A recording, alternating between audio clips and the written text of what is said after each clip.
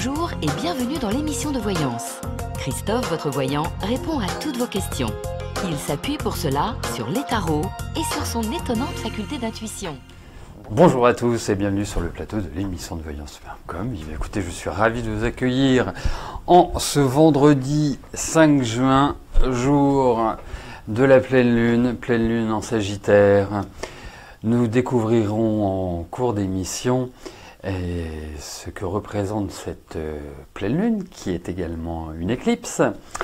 Donc l'intensité est beaucoup plus forte qu'une pleine lune classique.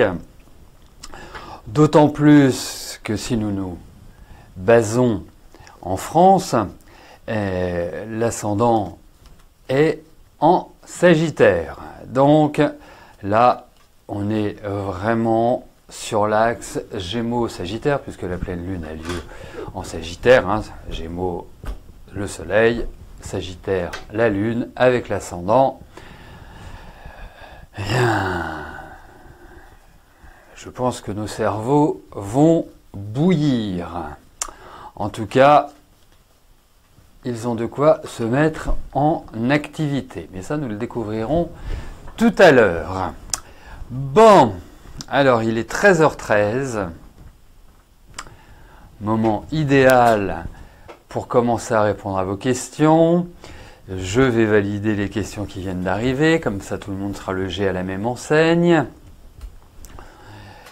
Je pense que je vais également avoir à valider pas mal de questions en cours d'émission, puisque je prends l'antenne plus tôt, justement pour pouvoir vous parler de cette pleine lune, et donc pour ne pas grignoter sur les réponses à vos questions. Allez, bon, on va déjà commencer par quelques questions pour se mettre en appétit, pour se mettre en train, et puis après nous passerons à la pleine lune. Allez. Qui vont être les deux premiers élus. Jacques, bonjour. Vous êtes en attente d'un héritage d'un oncle décédé. Que vois-je?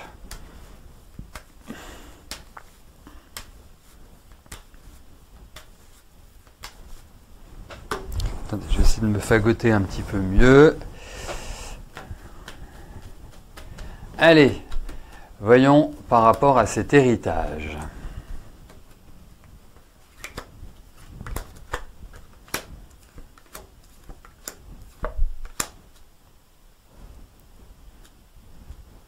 Alors, bon, vous allez avoir des nouvelles là, hein, je pense assez rapidement concernant cet héritage.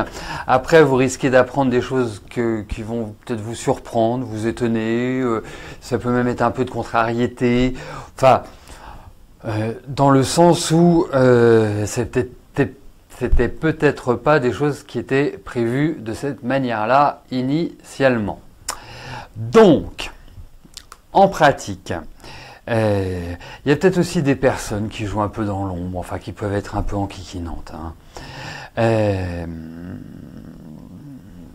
Vous allez voir, il va y avoir encore des discussions, il y a des choses qui vont être... vous voyez, c'est comme si vous attendiez par exemple à toucher 100 et que en réalité, alors je ne sais pas, est-ce que ce sont des dettes ou est-ce que ce sont des choses qui vont venir se déduire. Mais en tout cas, oui, parce qu'il y a il y a quand même cette notion de changement, il y a quand même cette notion de quelque part peut-être de façon d'aborder l'héritage. J'imagine qu'il y a un testament, mais sous différents regards. Alors, c'est pas forcément clair ce que je viens de dire, donc je vais essayer de le traduire pour moi-même me comprendre, ce qui est quand même important, parce que si je ne me comprends pas, je ne sais pas si vous y arriverez.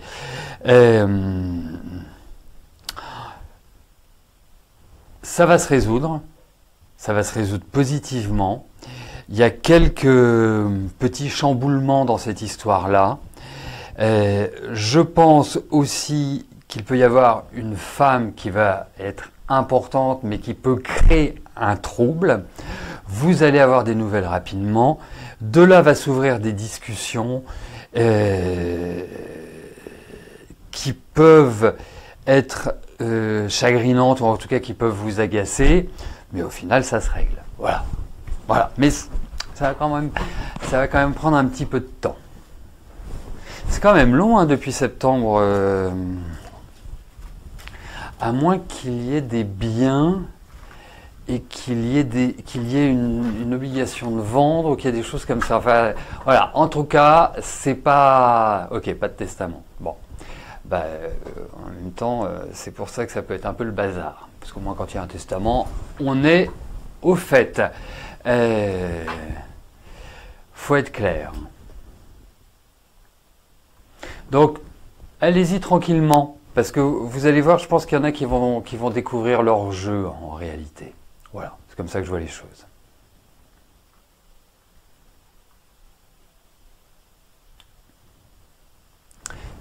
Débia, bonjour. Allez-vous changer de travail prochainement? Vous en avez marre physiquement et moralement. C'est pas possible ça. Hop. Voilà. Allez, voyons au niveau de votre travail ce qui va se passer pour vous, Débia.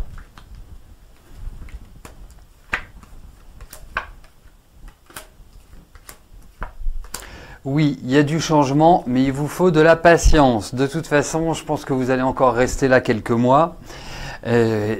Effectivement, depuis la fin de l'année, début de l'année, eh bien,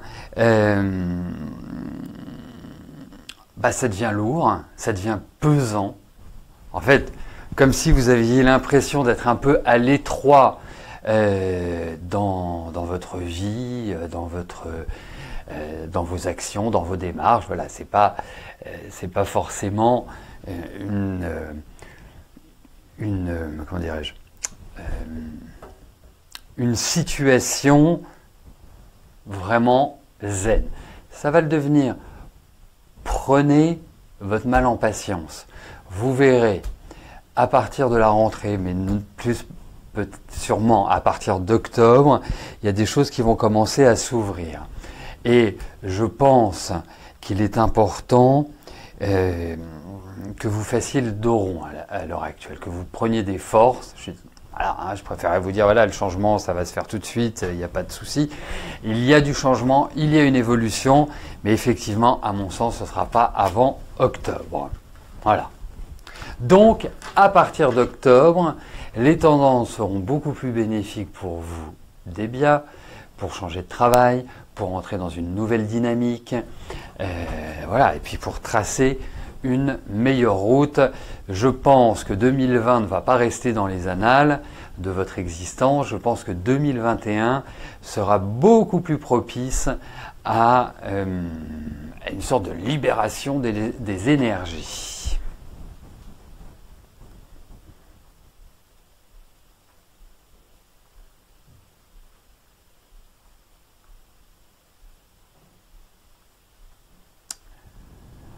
Florence, bonjour. Tu aimerais connaître l'état d'esprit de Philippe sur votre relation.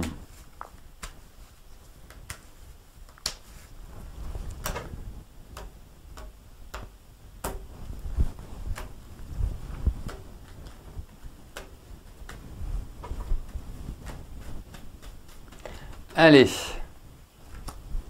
voyons l'état d'esprit, hop, celle-là, de Philippe.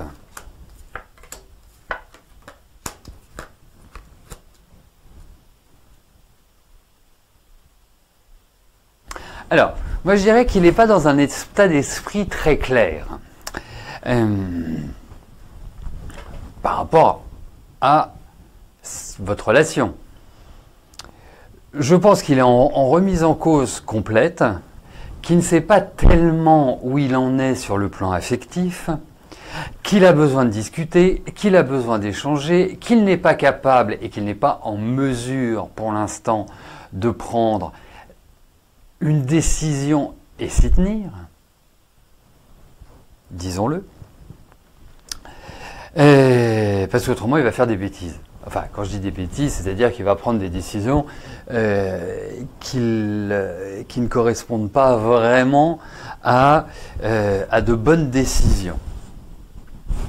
Donc, pour moi, il a besoin de calme. Il a besoin voilà, de tempérer les énergies à l'heure actuelle. Hein, c'est pas du tout une période où il est dans une dynamique bélier, c'est-à-dire de fonceur. Voilà, c'est plus une dynamique, je dirais, de poisson. C'est fou. Mais en même temps, parce que, alors, ne prenez pas ça comme une généralité, les poissons, ne vous offusquez pas. Hein. Moi-même, j'ai un poisson dans mon entourage très très proche d'ailleurs. Mais cette capacité à ne pas affronter la réalité est quand même dans le signe du poisson. Voilà, il faut quand même le dire. Ou de se mettre dans une espèce de flot nébuleux, brumeux pour... Donc, voilà, il y a cette idée-là. Après, je pense qu'il va effectivement prendre des décisions, prendre des mesures. Il est dans un état d'esprit qui est, je trouve, compliqué, pour te dire. Et sur la relation, il en sait strictement rien. Il a autant envie de continuer que d'arrêter. En fait, il est paumé. Tout ça pour en arriver là. Ah, il est paumé.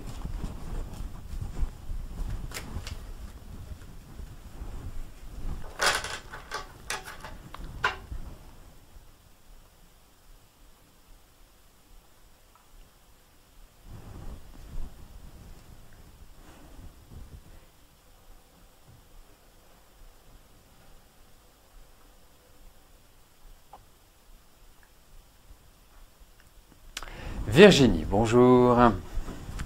Vous avez envoyé plein de candidatures, un peu partout. Et vous n'avez pas encore reçu de réponse positive. Est-ce que je vous vois retrouver un travail avant la fin de l'année ?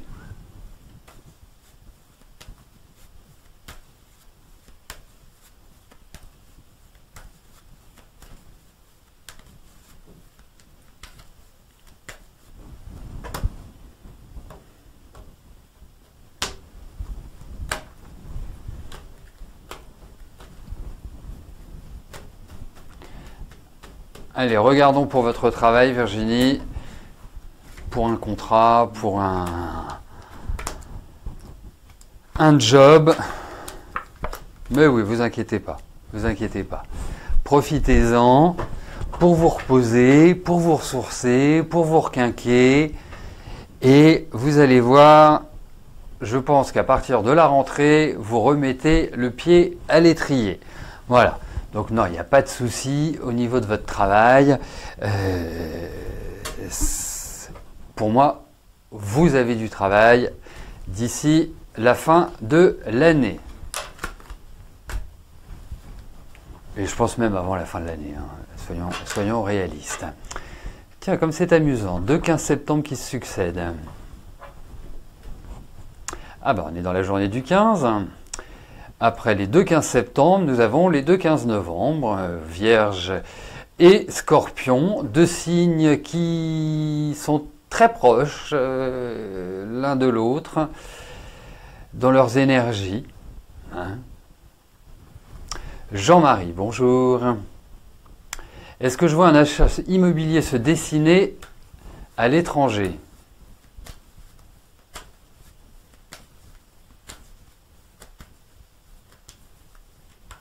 Allez, voyons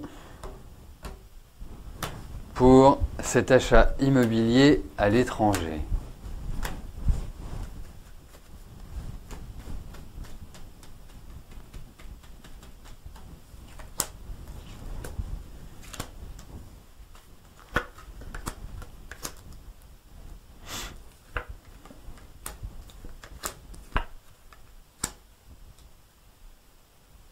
Alors, entre guillemets, si vous n'achetez pas une ruine, si vous n'achetez pas en vente en état futur d'achèvement, donc vous achetez sur plan.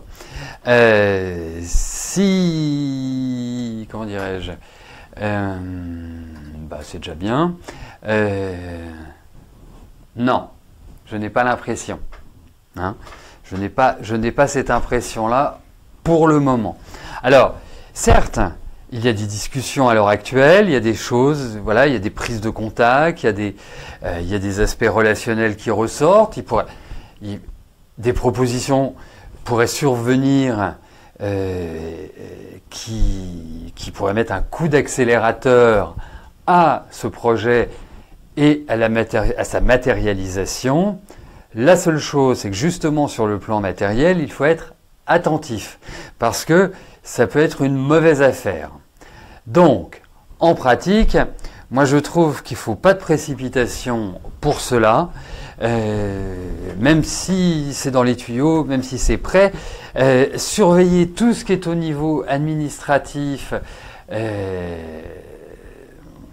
c'est important. Hein, tout ce qui est papier en fait, parce que il y a peut-être des petites choses qui peuvent vous paraître claires, mais qui ne le sont pas en réalité. Donc creusez un petit peu, soyez sans plonger dans une paranoïa et une peur d'être escroqué, pardon. Soyez vigilants, voilà. Mais pour l'instant, je suis pas d'un grand enthousiasme là pour les mois qui viennent. On verra peut-être plus à partir d'octobre-novembre cette idée-là, mais là pour l'instant, c'est plutôt une prise de contact, une prise de renseignement, peut-être un coût aussi qui me paraît supérieur à peut-être votre capacité d'investissement. Voilà.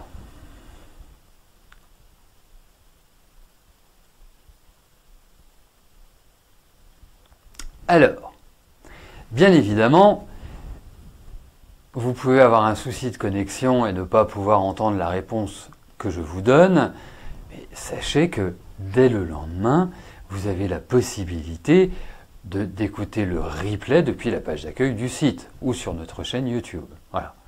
Donc, ne vous morfondez pas. Vous savez qu'il y a toujours une possibilité d'écouter la réponse et puis bien évidemment, la solidarité sur le chat fait que chacun traduit ce que je dis.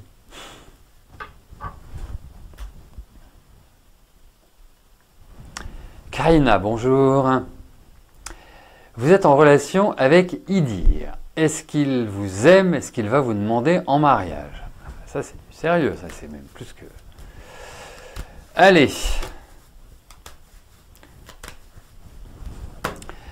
Voyons avec Idir.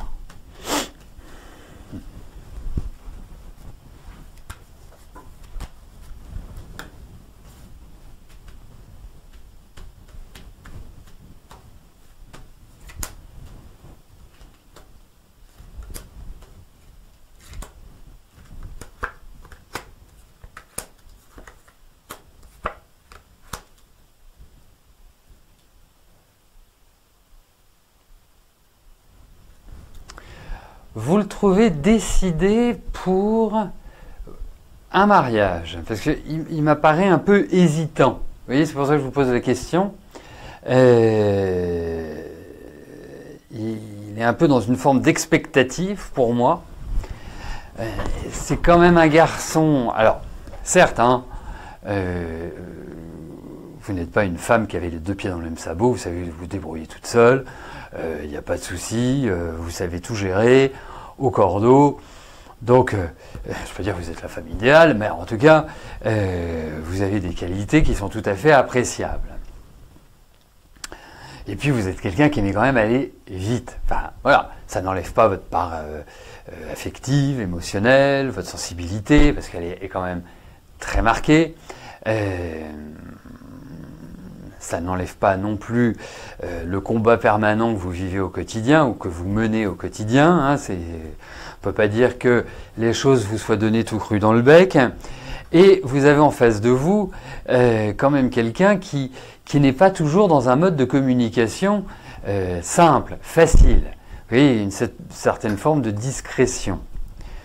Quand je dis ça, c'est sur l'intime. Hein, je parle par rapport à des choses affectives. Hein, donc, pour moi, pour l'instant, je ne peux pas vous parler de mariage. Hein, j'adorerais. Je trouve qu'il y a des choses qui risquent de créer un peu de confusion dans votre relation. Non, des choses qui vont vous... Parce que l'envie est chez vous, c'est indéniable. La seule chose, c'est que c'est pas qu'il n'a pas envie, c'est que je le sens un peu crispé par rapport à cela. Donc, c'est pour ça que je ne peux pas vous donner une réponse positive. Je souhaite de tout cœur que vous me disiez, ça y est, il m'a fait sa demande en mariage, on se marie dans 2 mois, on se marie la semaine prochaine. Vraiment, je souhaite que vous me disiez ça. Mais là, pour l'instant, je ne peux pas le traduire de cette manière-là.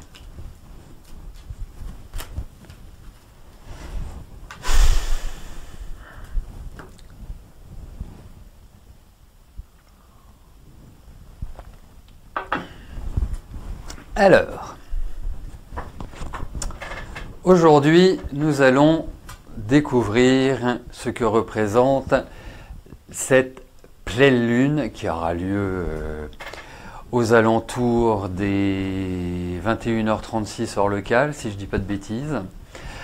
Et donc on est pile poil dans la phase en astrologie karmique, c'est la phase 14, c'est la phase, une des 2 phases les plus difficiles des relations entre la Lune et le Soleil. Ce sont vraiment des zones de tension importante, d'agitation. Et donc, j'irais consacrer cet après-midi plutôt à faire un peu de rangement, à vous occuper d'activités qui ne vont pas forcément vous mettre en relation avec d'autres. Pourquoi? Parce que il y a risque de conflit ou en tout cas d'agacement, d'énervement. Voilà, hein, ce que je peux vous dire en introduction. Donc, cette pleine lune, qui est aussi une éclipse, correspond au niveau astrologique à l'opposition exacte du Soleil et de la Lune. Chaque pleine lune a lieu quand les 2 luminaires se trouvent au même degré dans des signes opposés. Et aujourd'hui, nous serons sur l'axe Gémeaux-Sagittaire. Rappelons également qu'une éclipse est lunaire, d'autant plus, est lorsque la Lune est plongée pendant un certain temps dans l'ombre de la Terre. Donc, elle se situe sur l'axe Gémeaux-Sagittaire.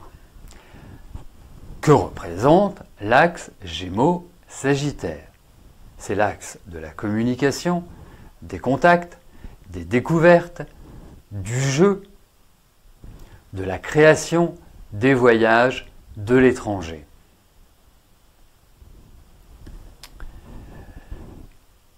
De plus, il y a un élément qui est quand même assez étonnant, c'est que lorsque l'on monte le thème pour Paris, donc pour la France, parce que ça ne changera pas que vous soyez à Brest ou que vous soyez à Strasbourg, ou à Marseille ou à Lille, c'est que l'ascendant pour notre pays de cette pleine lune est Sagittaire. Donc, ces relations entre pleine lune, entre ascendant Sagittaire, donnent de bons éléments pour activer les choses, pour démarrer, pour vraiment approfondir, pour mettre un point final à certaines actions, pour les valider. Et bien évidemment, l'axe Gémeaux-Sagittaire est un axe très mobile, très dynamique. hein. On n'est pas du tout dans des signes fixes, comme le Scorpion, le Verseau, le Lion et le Taureau, qui sont des signes, en général, plutôt lents. Donc là, c'est le côté speed, le côté activation immédiate qui est mis en exergue.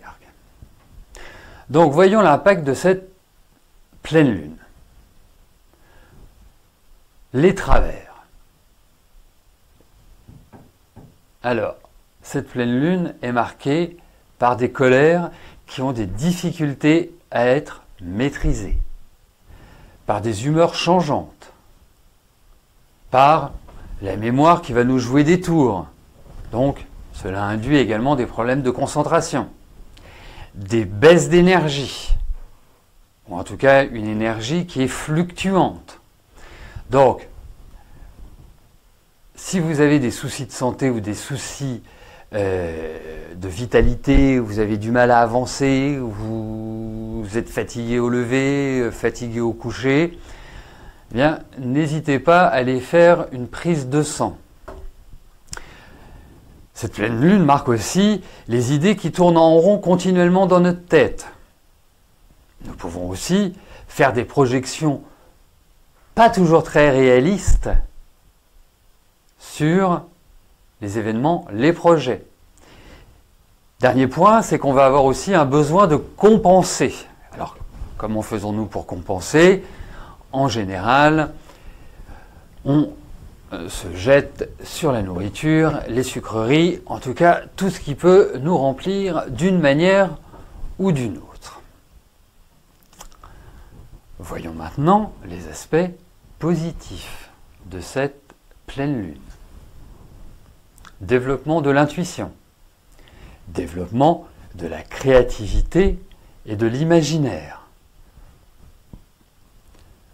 Nous permet de changer notre quotidien, d'avoir un regard différent sur chaque situation de notre vie.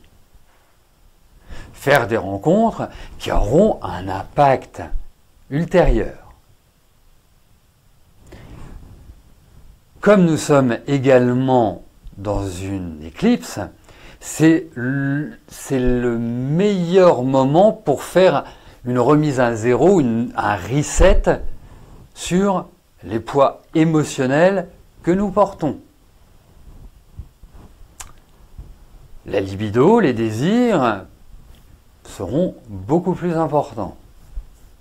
Et puis, c'est une excellente phase pour faire une introspection sur ces projets. Et comme lorsque nous passons après la pleine lune, c'est-à-dire quand la lune a dépassé le degré du soleil, nous entrons dans un cadran lunaire qui est un cadran de l'ambition. Donc, qui est un cadran qui nous permet de matérialiser nos envies, qui nous permet de matérialiser nos projets, ceux que nous avons initiés, ceux que nous avons déjà commencés. Ce n'est pas forcément la période idéale pour justement s'attaquer à de nouveaux projets. Mais tout ce qui est dans les tuyaux, c'est le moment idéal pour les concrétiser, pour les matérialiser. Alors, bien sûr, il n'y a pas que la Lune et le Soleil, il n'y a pas que l'ascendant, il y a aussi tout un environnement planétaire qui va influencer cette pleine Lune, ou en tout cas qui va créer plus ou moins de troubles selon les secteurs de vie et puis selon, à titre individuel, nos spécificités dans notre thème natal. Alors, il y a comme aspect important, on a beaucoup d'aspects toniques. Alors quand je dis des aspects toniques, c'est ce que les anciens appelaient des aspects négatifs. Moi, j'appelle plutôt ça des aspects coup de pompe aux fesses. Je trouve que ça nous permet de nous booster, ça nous permet de nous réveiller, parce que, à contrario, nous avons les aspects positifs, bénéfiques, qui, eux, sont une jolie berceuse. C'est ce que nous savons déjà faire, c'est ce que nous avons acquis, tandis que quand on aborde les carrés, eh bien, quelque part, on est un peu sur un sol friable, donc c'est à nous de, justement, consolider ces bases-là. Donc, qu'avons-nous? Quelles sont les forces en présence? Nous avons, en Poisson, une conjonction entre Mars et Neptune, au carré de la Lune, et de la conjonction Vénus-Soleil, donc Lune en Sagittaire, Vénus-Soleil en Gémeaux, et Mars-Neptune en Poisson. Mars-Neptune, et surtout en Poisson, c'est la dilution de l'action. Ce sont, dans cet ensemble, des rapports de force, des conflits affectifs, des mauvaises compréhensions, des frustrations dans les sentiments. Cela va forcément pousser à des actions confuses, un peu à l'épaule jetée, avec une sorte de perception des situations manquant véritablement de clarté. Donc, bien peser le pour et le contre en ce moment. Ne pas se laisser dominer par ses impulsions, par son envie d'eux. L'envie est importante, mais elle ne doit pas prendre le pas sur la manière de gérer l'action.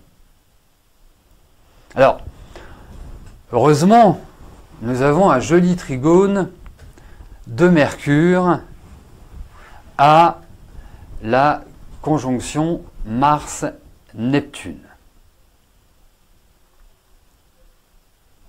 Donc, attendez, je demande juste un petit instant parce que j'aurais juste regardé la carte du ciel. Il y a un élément qui me manque. Et je reviens vers vous. Oui, on est d'accord. Hop. Donc, pardonnez-moi, je reviens à ce trigone, Mercure en Cancer, au trigone de la conjonction Mars-Neptune. Cela va nous permettre de trouver des solutions habiles à nos problématiques et cela favorisera la prise de décision. La meilleure attitude à adopter avec cette configuration astrale est de réfléchir, mûrir, puis agir. Et surtout, sentir le moment adéquat pour s'affirmer et affirmer nos désirs. C'est à l'heure actuelle par l'intuition et pas forcément par une analyse logique, factuelle, ce qui paraît être, ce qui devrait être, que nous trouverons notre salut. Alors, cette pleine lune, pour ma part, est importante parce que, effectivement, le fait que ce soit une éclipse, ça va remettre un peu à plat les choses, les situations de vie. Je trouve aussi que cette pleine lune est extrêmement tournée vers les sentiments, l'affectif. En plus, nous avons Vénus rétrograde. Donc Vénus rétrograde va jouer et va accentuer les sentiments de frustration. Le conseil que je pourrais donner, les deux signes qui sont les plus fragilisés à l'heure actuelle par ces positions, sont les Poissons et les Vierges. Et notamment ceux du deuxième décan, avec cette pleine lune, puisque ça tape à peu près à 12 et 15 degrés de l'axe Sagittaire-Gémeaux. Donc, ce sont vous, amis Poissons, amis Vierges, du deuxième décan, qui allez vivre un certain trouble. Donc, voilà, ça tombe bien, on est vendredi, vous avez tout le week-end. Si vous voulez vivre en autarcie tout le week-end, c'est pas une mauvaise idée. Évitez de trop faire la fête, évitez de trop surcharger la barque, évitez trop d'alcool parce que c'est vraiment vous qui risquez d'en pâtir le plus. Après, celles et ceux qui ont vraiment la possibilité et qui ont carte blanche à l'heure actuelle pour agir, ce sont les signes de feu, donc Sagittaire, Bélier, Lion. Et les signes d'air. Les signes d'air, parce que nous avons pas mal de planètes. Nous avons des planètes en Gémeaux qui sont importantes. Et puis, les configurations astrologiques sont plutôt favorables pour les aériens en ce moment. Alors, pour les signes d'eau, donc Scorpion, Poisson et Cancer. Les Poissons, je l'ai dit. Pour les Scorpions et les Cancers, surtout les Scorpions du premier décan, pour l'instant, essayez de garder la maîtrise de vous-même. Hein. Ne rentrez pas dans un mode « je suis un Scorpion, le premier qui me parle de travers ou qui me dit un petit truc qui va me déplaire », voilà, vous ne lui rentrez pas dedans tout de suite. Hein, vous essayez de prendre sur vous. C'est un petit peu cette configuration-là. Pourquoi? Parce que Uranus, à l'heure actuelle, est en Verseau et pile au carré de votre Soleil. Et donc, forcément, l'irritabilité, l'impatience, l'espèce de sentiment que les gens se débordent sur votre territoire prédominera. Voilà.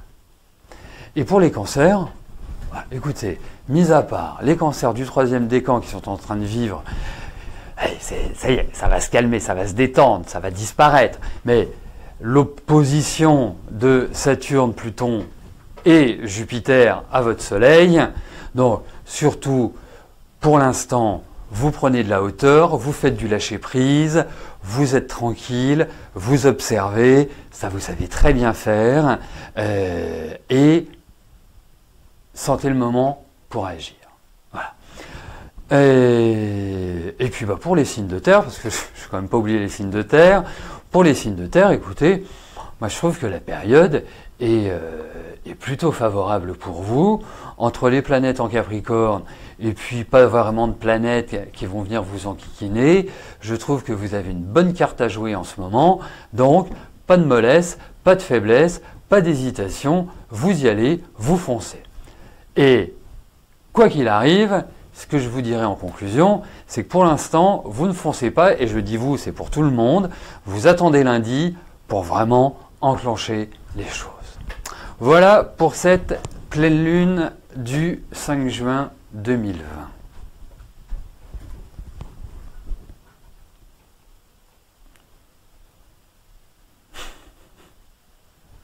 Allez, on poursuit. Oh, plein de questions à valider.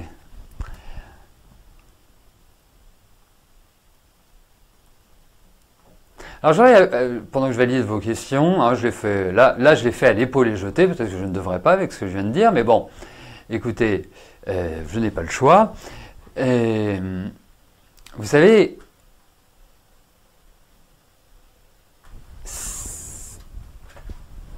abonnez-vous à la page de l'émission sur Facebook, parce que comme ça, vous serez tenu au courant des activités de l'émission. Et aujourd'hui, j'ai commencé plus tôt. Pourquoi? Parce que j'avais à vous parler de la pleine lune, et j'avais indiqué sur Facebook, parce que je vois par rapport au démarrage de l'émission et à maintenant, vous êtes 3 fois plus nombreux. Donc, n'hésitez pas à suivre l'émission sur Facebook. Allez, on poursuit vos questions. Encore quelques minutes. Karine, c'est fait. Ah. Anissa, bonjour. Est-ce que de rentrer à la pépinière de la Compagnie des Nouveaux Mondes va vous apporter du travail en 2021?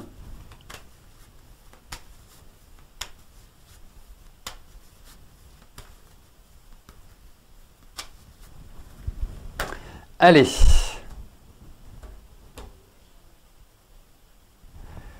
Voyons par rapport à la Compagnie des Nouveaux Mondes.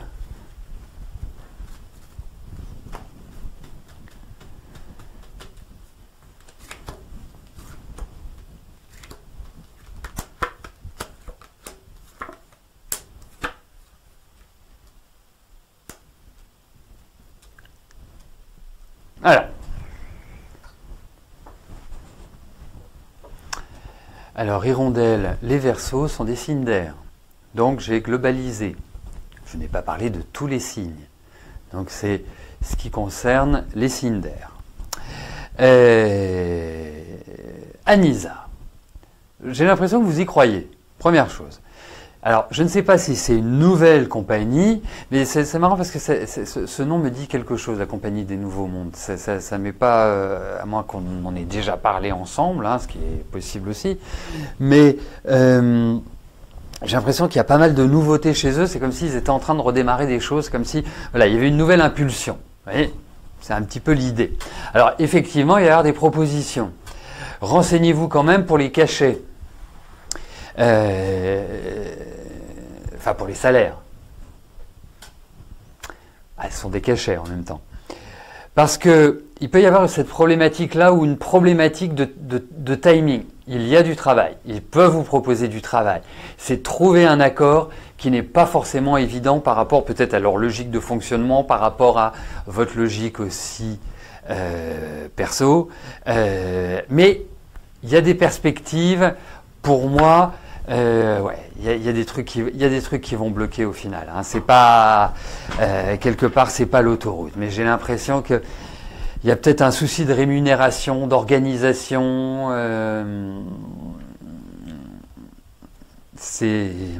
Donc, ça me paraît plutôt moyen. Voilà.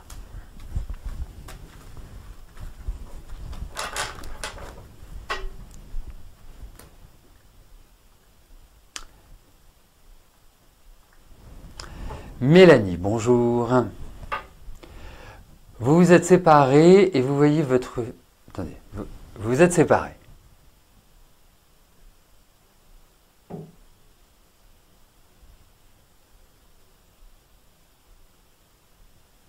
Alors, d'accord, ok. Donc vous êtes dans une ambiance familiale pas forcément très épanouissante. Votre fils vous répond, votre fils... alors... Bon.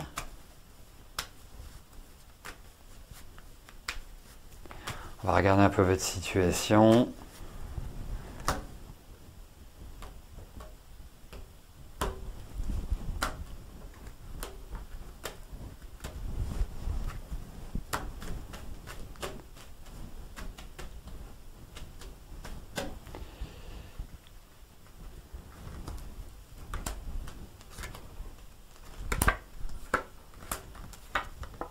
Il a quel âge votre garçon?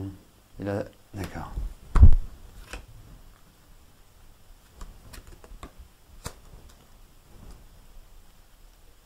Alors, il y a plusieurs choses qui sont complexes. Déjà, première chose, c'est qu'en face, Alexandre est un homme qui est quand même assez particulier dans sa mentalité, dans son mode opérationnel. Dans le sens où c'est quelqu'un, je vais dire une chose assez horrible, hein, mais j'ai pas l'impression qu'on puisse lui faire confiance plus que ça. Je pense qu'il est assez manipulateur. Et en même temps, il y a une espèce de violence chez lui que je trouve très forte. C'est-à-dire que c'est quelqu'un qui peut être extrêmement désagréable, extrêmement cassant, extrêmement... voilà. Donc, c'est sûr que ça facilite pas les choses, parce que voilà, vous avez un enfant, vous êtes avec quelqu'un, vous divorcez, on ne s'entend plus, mais bon, c'est pas pour ça qu'on doit se faire la guerre. Bon, faut quand même le dire. Mais c'est sûr que il n'est pas évident à gérer comme personnalité parce que il va faire des coups en douce. Première chose. Deuxième chose. Vous êtes une vraie cocotte minute. Hein. Vous pouvez exploser à tout moment. Tout moment, tout moment. Parce que vous avez tellement ce besoin d'harmonie, vous avez tellement besoin de gérer les choses parce que vous êtes dans la peur, vous avez peur qu'il arrive quelque chose à ceux que vous aimez.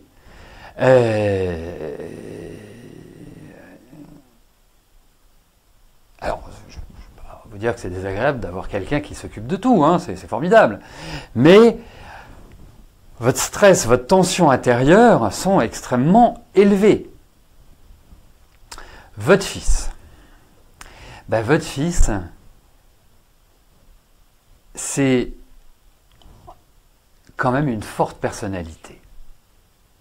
Même du haut de ses 5 ans bientôt, il a beaucoup de caractère.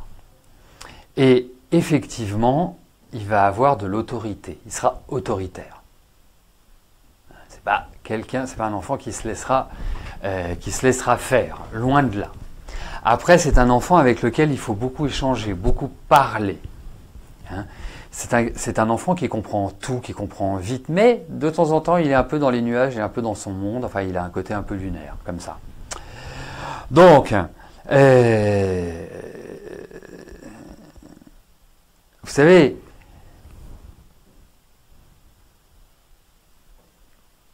je pense que il a 4 ans, mais je ne sais pas depuis quand vous êtes séparés, mais je pense que, en fait, depuis la naissance de Kélio, un petit peu après, hein, mais c'est pour prendre... je trouve que votre vie a été complètement chamboulée. Ça n'a rien à voir avec lui. Hein, vous verrez, hein, ce sera un enfant qui sera très très proche de vous, qui sera... voilà, il faut qu'il grandisse. Et puis, voilà, il a 5 ans et c'est un enfant qui est... je vous le dis juste comme ça au passage, surveillez sa nutrition, parce que je crois qu'il pourrait avoir des problèmes de peau, il pourrait avoir des problèmes digestifs, surveillez ça. Ça s'arrangera. Voilà, ne vous inquiétez pas, ça s'arrangera. Mais il aura toujours cette forte personnalité, il va vous faire pique-pendre, et moi c'est surtout le papa, moi, qui m'inquiète plus. Je trouve que il n'est pas clair. Guylaine, bonjour. Est-ce que vous allez rencontrer un futur amoureux cette année? Allez, voyons pour la vie amoureuse.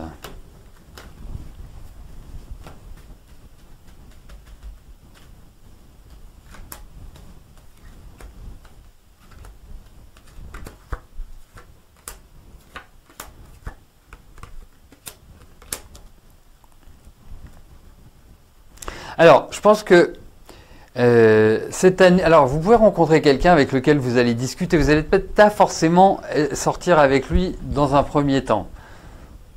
Mais je pense qu'il y a une relation amicale au démarrage qui va se nouer. Il y a quelque part un nouvel élan affectif. Et là où je voulais en venir, c'est que j'ai l'impression que c'est plus entre la transition de cette année et l'année prochaine. J'ai plus cette impression-là, si vous voulez. J'ai plus... Enfin, bon, je souhaite que ça arrive cette année, mais comme ça, là, j'ai plus l'impression que c'est l'année prochaine qui sera une plus belle ouverture sur le plan affectif, Guylaine. Voilà, mais c'est quelqu'un de nouveau, en tout cas.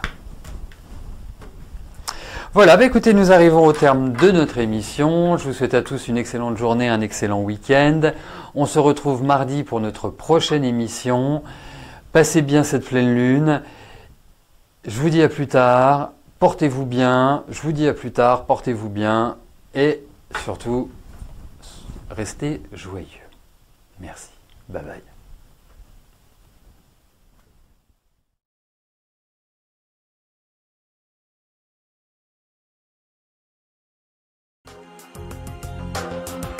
N'oubliez pas que du lundi au vendredi, à partir de 13h30, je réponds en direct à vos questions sur le site de l'émissiondevoyance.com et j'aborde avec vous tous les sujets qui vous tiennent à cœur.